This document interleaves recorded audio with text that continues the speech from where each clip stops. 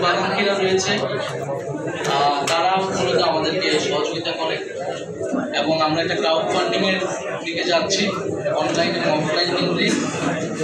এই ক্রাউড ফান্ডিংয়ের মাধ্যমে আমরা আমাদের কার্যালয় স্থাপন সহ আমরা ইলেকশন যে ফান্ড সেটা রেজ করবো।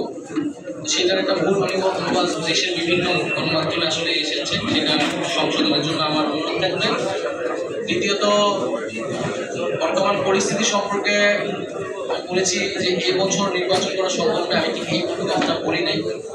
আমি বলেছিলাম যে এখন দেশের যে আইন শৃঙ্খলার পরিস্থিতি, সেই পরিস্থিতিটা পুলিশ যেরকম নাজুক অবস্থায় আছে, এইরকম নাজুক অবস্থায় নির্বাচন করাটা অনেক বেশি কঠিন হবে এবং এই পুলিশ প্রশাসনে কিন্তু একটা সুষ্ঠু নির্বাচন করার অভিজ্ঞতা দীর্ঘদিনের নেই, তাদের সক্ষমতা পরীক্ষা হয় না দীর্ঘদিন ধরে।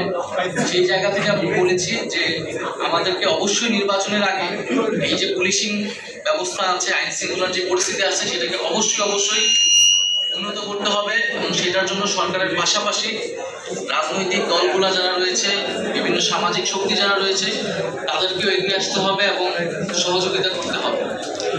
এবং নির্বাচন যে কোনো সময়ের জন্য, নির্বাচনের জন্য নাগরিক পার্টি তার মানসিকতা এবং প্রস্তুতি রয়েছে এবং আমরা নির্বাচন সামনে বলেছি যে আমরা আমাদের জায়গা থেকে গণপরিষদ নির্বাচন দেখতে চাই জাতীয় সংসদের পাশাপাশি।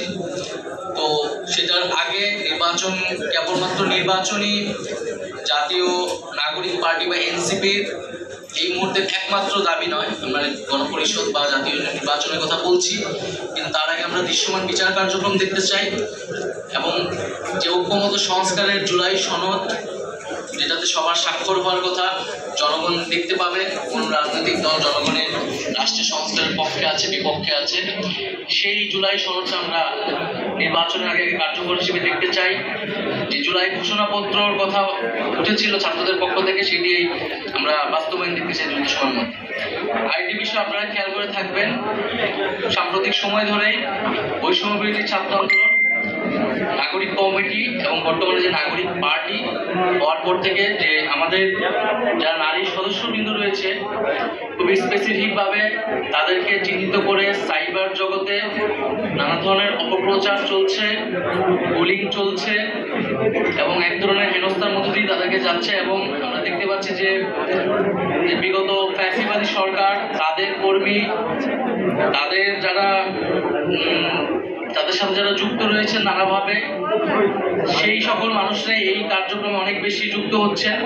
নারীদেরকে টার্গেট করা হচ্ছে পলিটিক্যাল স্পেয়ারে, যাতে নারীরা রাজনৈতিক কাজে, দেশ গঠনের কাজে যুক্ত হতে না পারে, নিরুৎসাহিত করার জন্য এবং তাদেরকে একটা মেন্টাল ট্রমার মধ্যে দিয়ে তাদেরকে নিয়ে যাওয়ার চেষ্টা করা হচ্ছে।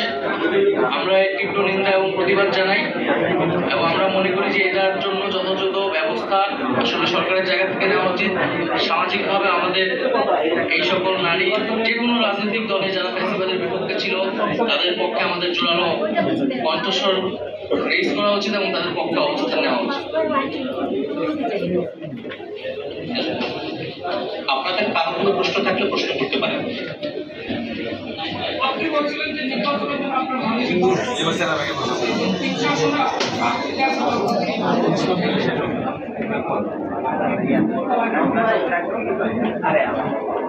আমরা আমাদের রাজনৈতিক দল তো মাত্রই আত্মপ্রকাশ করেছে।